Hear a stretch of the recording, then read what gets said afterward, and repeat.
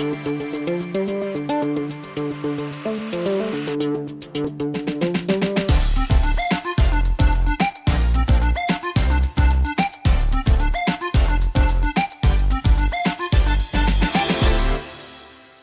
Philip. Hi Aditya. Welcome to Sudeep Audio's channel. Pleasure. Philip, you've grown up in a small town, Ahmedabad, and Yep. today you head one of India's most respected pharmaceutical companies called Himalaya Drug Company Yep. as the CEO.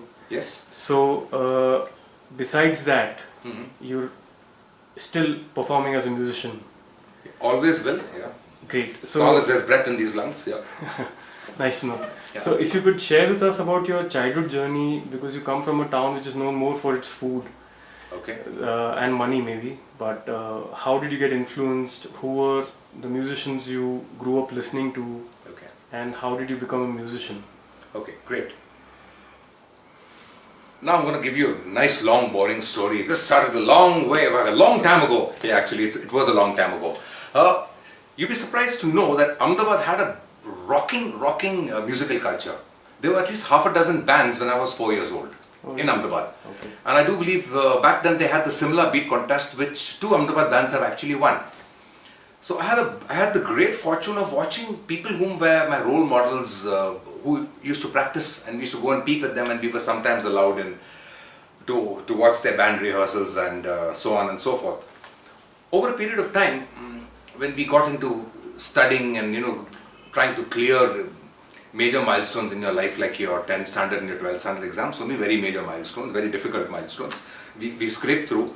Music suddenly took a back seat, and all of a sudden, out of the blue, my stepfather, who's been everything for us, he went on a business trip somewhere, and he met this hippie in a hotel, and the hippie said he needed $10 for a free trade. My dad said, "What are you going to trade?" So he showed him a strange object which my dad thought was a violin or some musical instrument. He said, "I got 10 rupees. So the hippie gave it to him for 10 rupees. And Dad bought it back, and he said, "Hey guys, listen, what's this thing? Can you do something with it?" And my brother Mark and I said, "Yeah, this is a guitar. So great, let's. So what are you going to do with it?" I said, "We learn to play it." And then we went running to the music store. It was pretty bashed up, so I assumed the hippie had used that thing to hit somebody over the head with it, or whatever.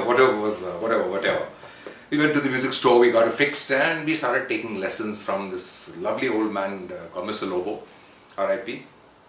Wonderful person who taught us Nick Manloff in music reading and all, but that wasn't really where we wanted to go. We wanted to enter the big bad world of rock and roll, and suddenly we found that we were playing quite a bit, And my dad said, "Listen, what are you guys going to do in life?" So both of us said, "We're going to be musicians." So Dad said, "Listen, buddy, no way, man. You want to play music, you get yourself a daytime job, and you buy your stuff and you play music." But the journey actually started in 1978, and we started playing music. Mark and I both started learning, where Mark enrolled with back then a very prestigious guitar tutor called Alan Roth in the US. So they would educate you by tapes. Very difficult, hard to come by. It took maybe a couple of years to get the tapes in our hands, and then we wore them out learning guitar licks and stuff. And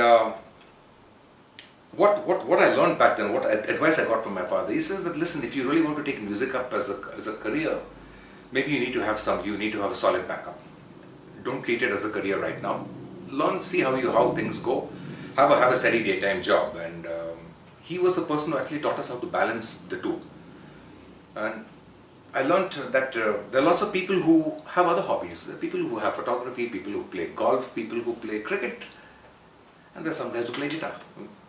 So we chose work and guitar, and it's always been like that for me all these years. It's now 37 years, it's close to 37 years.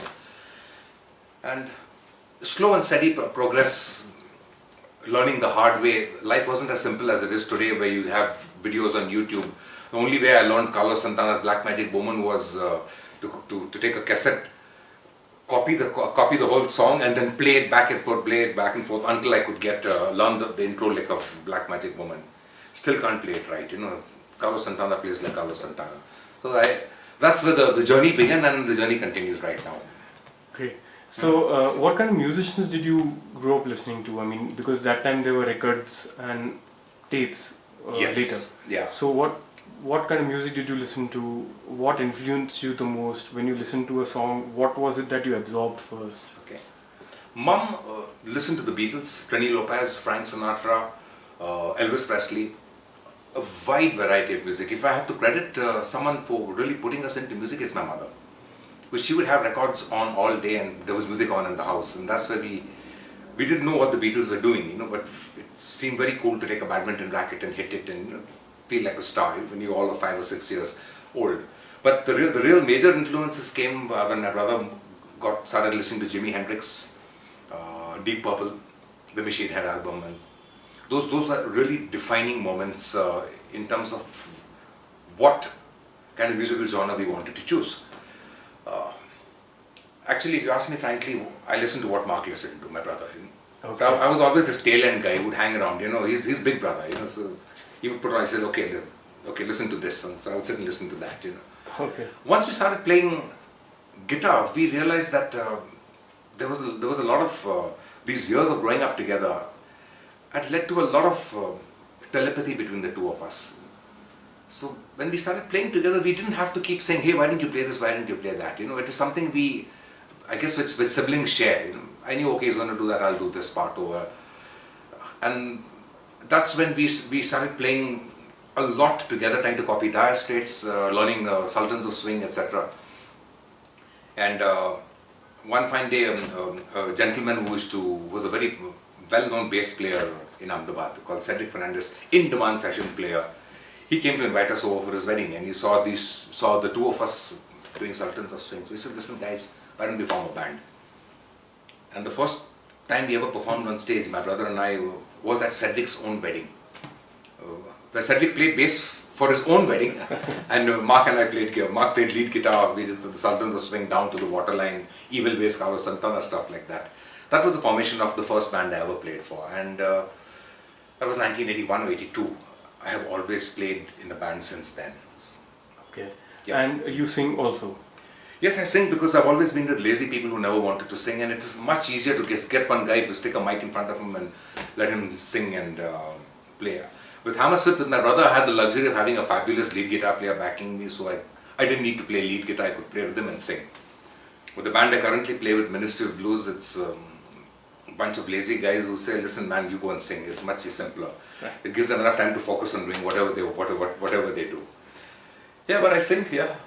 Good. Back then I'm talking about 85, 87, right, Okay. those years. We primarily played in Mumbai, Pune, a lot of shows in Baroda, MS University, Bangalore. All these cities traditionally have a culture of listening to music. And what I've noticed is that regardless of the genre of music you're playing, if it's played with a lot of conviction, the crowd will hold, they will stay. Okay. And people very often underestimate the kind of people who are listening to them. Musicians underestimate the crowd. They think, yeah, this is that sort of a crowd, or it's this sort of a crowd. There is actually no sort of a crowd. People are generally hooked onto what they're listening to. And if you hold them in raptures, in the first couple of songs, if you're able to hold their attention for the first 2 songs, begin with a bang, the rest of the show is pretty good, close with a bang. So this is pretty much corporate jargon, the begin with the end in open strong, close strong. The middle gets carried through it. And back then we were doing covers. India was essentially, it was cover country, where we do Scorpions and Van Halen, Led Zeppelin and Pink Floyd, The Doors, and stuff which the crowds actually wanted to listen to. So in terms of holding an audience, also musical virtuosity counts a lot. I had the pleasure of playing with a very good drummer called Kalyan Pathak, who's today done his masters in jazz in Chicago, and is a serious drummer. Mark was a fabulous lead guitar player. My role was simple because I had to play rhythm. I didn't have to struggle too much, and I sang for the band. The bass player Cedric held it down like a metronome, very strong. So the kind of the music which we gave to people was it was extremely uplifting. We opened with a bang, and every song after song was delivered with a lot of passion. I still do that today, and people ask me that, okay, fine, you've been playing 37 years, aren't you bored? And I asked them, you've been asking people questions for 37 years, aren't you bored of asking them the same question? Why would I be bored of something that I love? How can you be possibly bored of something that you love? And they said, aren't you slowing down? Yes, I am slowing down in the sense, in the earlier days at Drunk Bhavan, I would climb onto the speaker stack and jump off. Today I wouldn't risk that, I wouldn't risk breaking my leg on stage or doing something that stupid. So I've switched to a genre of music which is called blues rock, which allows you to play and smoky blues bar music and stuff like that, and still play it with a lot of passion and gusto. So, Philip, when you used to travel in these cities and play Yeah. rock and roll, Yes. how did you travel? How did you guys travel? Were you paid air tickets, first class, etc., or was it like modest hotels? Modest See, travel? wherever we played, there was business class travel, stretch limo, 4 or 5 groupies, 5-star accommodation in our dreams. In our dreams, There was Mark, me, Cedric, Kalyan, all of us running, lugging gear, trying to save on the cost of the coolie. The coolie would look at the drum kit and all say, boss, 200 rupiya. No, man, we were hardly going to come back with $1,000 ahead on the gig. So we'd carry our own stuff and jump into the train and once we actually pulled the chain, because Kalyan got left on the platform, his drum kit, we couldn't load all his drums, so we pulled the chain, and then the TC came and took off on us, and then we said, listen buddy, we are struggling musicians, They said, okay, this time, that was one of the shows we played in Mumbai. I'll tell you, the things haven't changed too much. I guess there are a handful of very big time bands who get luxury treatment. But the rest of the bands, even today in Bangalore, where I perform, which is, I would think today the music capital of India, live music capital of India, I still love my own gear. I don't have a roadie. I go and set up my own stuff. We have a sound man who joins us, do a 3-hour gig, and pack it up yourself, and pack it up myself. So I haven't really changed in terms of what I've been doing as a performer from then and now. I speak from experience, because I know the first few years when I actually worked for this company, Himalaya, I worked on a cycle. And I wasn't ashamed of wearing a tie and carrying my bag, Aditya, and working on a cycle. It was pretty okay, And back then it was really, really hip, to smoke. So, though I couldn't really smoke, I had this thing, cigarette in my hand, I felt like a man, on my cycle with my tie and... Right. So I guess guys like us who are coming from that era are delighted to be living in this India, where things are so much nicer and so much easier. Speaking of this India, Philip, I mean, Yeah. you touched upon very nice and important points in the stories that you just shared. Yeah. Today's musician, Yes. today's independent musician, Yes. is trying to make a mark about himself or a band of theirs Yes. by making videos on their own. Right. I'm talking about today now. Going back to your 80s, Yeah. did you ever have to depend on your parents' money or a friend investing or sharing skills, etc. to grow? To tell you what we did, we were Asia's second act on MTV, to the best of my knowledge. And we were, as a band, possibly the first. There was a person, I think somebody who came out, a solo artist who came out before us. Maybe. As a band first. As a band, possibly we were the first band. Aditya, we put our life's savings down on those 2 videos. It cost us $1,75,000 or something like that. And in '92, that was all the money I had. Mark and I. Kalyan pulled in some of his money, Sandeep put in some of his money. The bulk of it was all our life savings. We were bankrupt after that. I mean, stone broke. How does it feel to be stone broke? I know, ask me. Have things changed since then? We never asked mom and dad for money, but mom and dad were always there to lend a helping hand. I mean, suppose I told my dad, look, I'm a little broke and I need to buy this special guitar pedal. Dad would frown at me, but give me the money. I would make sure I paid him back if he would take it. He wouldn't take it back, but I would offer at least. And he'd say, shut up and put the money away. But did my parents spend lavish amounts of money on us? No. We didn't expect them to do that, because I come from a very humble middle class background, and life was pretty much of a struggle for all of us, for many people who lived in the same society where we lived in. Life was a struggle in India back then. It was the money was with a few people. It's a different India, as we say. Today, if you look at what's being spent on music and even getting a guitar, for instance, the only time you'd see a Fender Telecaster would be in a movie. Not even, there were no videos out, you know. You'd have to go to some movie like A Star Is Born or something to hope to see a telecast or see it in a picture. Guitars were hard to come by, equipment was impossible to come by. So even if your parents really wanted to support you, you had to be very, very rich and have someone coming in from abroad to get you stuff, you know. And that held true for almost every Indian musician. Today you can walk into a Furtado's or into a Bhargav Music and you will get the latest guitars in the world. The same thing John Petrucci is playing is available very much in Bombay. You know. Times have changed, guys. You know, things are looking up. I don't know if that's answered your question that whether we counted whether it's the right thing or the wrong thing. Today, I personally believe that the era of the superstar is over. Like if you talk about rock bands per se, I mean, which is the last great rock band you heard of, Aditya? I mean, I can think of after Guns N' Roses. I'm talking about the great rock bands. Is Metallica still around? Yes, they're still around. They're doing reunion upon reunion. Is there a new mind-blowing rock band like you had Van Halen, you had the Doobie Brothers, you had Jimi Hendrix, you had Eric Clapton, you had Deep Purple, U2. Well, who's the next super group? Guns N' Roses. So is the music scene changing the world over? It's not just India. It's not just India. Today, I believe the heroes will be localized. They will be localized, and you'll have local, small groups of guys who are following certain fabulous musicians. Mainly because I think the way that the music industry is functioning has changed. Earlier, people made a lot of money on selling albums. Now today, that culture itself, it collapsed a few years ago. It's slowly coming back. There's some money to be made on selling albums, but it's nowhere near what happened in the past. The royalties, it made sense for guys and producers to make stars out of people. It made sense for them, you know. Like when you're investing in maybe Michael Jackson, leaving talent apart. When you're investing in Michael Jackson, it made a whole lot of sense to invest because you earn royalties on every tape he sold and every cassette he sold. Today, it's there on the net, you know. So how much of royalty are you going to earn? Today, people are exposed to so much of music. Back then, what you heard was on the radio.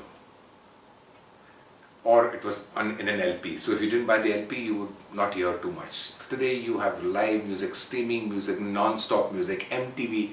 How much of music are you going to be listening to? So that's what happens, that people start to get very polarized in their taste.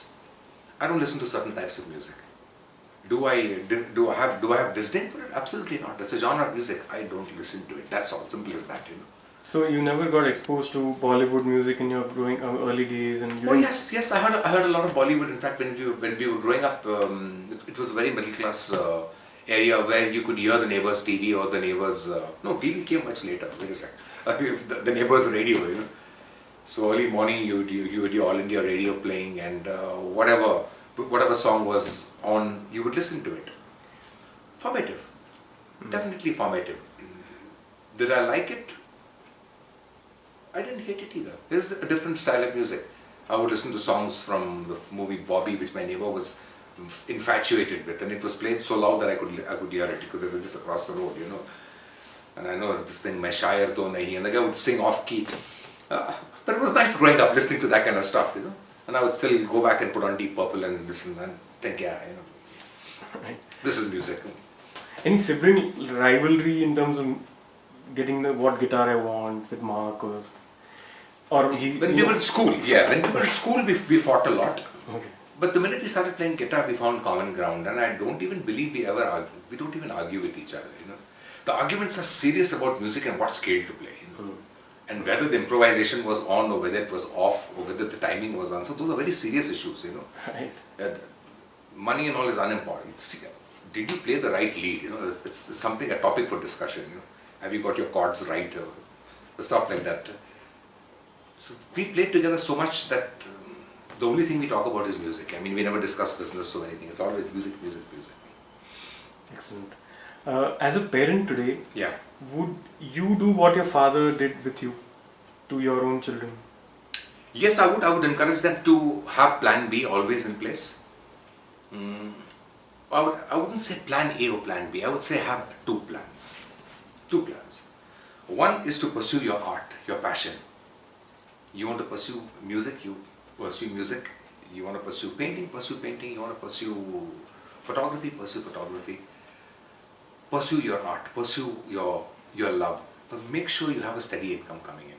At some point in time, if you feel that you've gained enough of a name to want to say that, look, I can really earn my living doing what I'm doing, then it makes sense to go full-time into your passion. But let me tell you, Aditya, when I was growing up, things were very different. You didn't have a second choice. There is no plan B. You only had plan A. Plan A was to get a job as soon as possible. Back then it was government job. Government job means landed for lifetimes, MBS came out in your era, when the MBA or the culture came, that you have to have an MBA degree, otherwise you're nothing, you're not worth anything. So that happened. When I was growing up, you either became a doctor or an engineer or as they said, a foreman or a compounder. There was no choice. So there were these two groups. Foreman banoge? Foreman is the guy who hands the monkey wrench to the engineer, a flunky, and the compounder is the guy who helps the doctor. The BSc was a last choice, last resort. Musician, don't even talk about it. Photographer, if you want to get into shadi photography, yes, definitely. Artist, मतलब एक झोला लेके आपको घूमना है और भूखे ही मरना है. You're supposed to die bankrupt. Today, you look at what kids are doing. There are kids I see in my children's age who are doing scuba diving. They're learning how to be a scuba diver. They plan to take that up as a career. There are all types of arts which you can join. You can join JJ College of Arts in Bombay, and you can do finance in MS University. You can form. There are so many avenues opening up. Music is slowly opening up, but I would still say that there are two areas which are very tough to crack today. Two areas very, very tough: photography and music. Now you would ask why photography? Simple. They both entered the digital era. Correct. The old days of loading your Nikon camera with 120 film or ISO 400, 200 are over. Manual setting. Yeah, manual setting. You don't know what you've shot till you get it from the studio developed, and then you are liable in for some serious shocks as well. Today it's gone digital. Anyone can be a great photographer. So you really have to specialize in photography. Music has gone digital. Anyone with a garage band or a good home studio system can turn out a lot of music. And are people really wanting to spend money to go out and watch a guy playing virtuoso chops? There's a small percentage up there. The kids really want to go out and have fun, which is why you have trance music, and you've got EDM, and you go to the rock concerts. They don't happen anymore, but you go to the rock show. You got about 200 people all up in the front, doing that. You go to the EDM thing, you can't even walk in. You can't even get in. There are bouncers all over the place, and it's packed with young children. Someone said, "What's happened to our culture?" I said, "Nothing. Change. The kids want to go out and have fun. They want to dance. Simple as that. They're enjoying that. If that's what makes them happy, that's what makes them happy. Now, if you can't make them happy as a musician, there's something wrong with you. You got to learn some way to make them happy.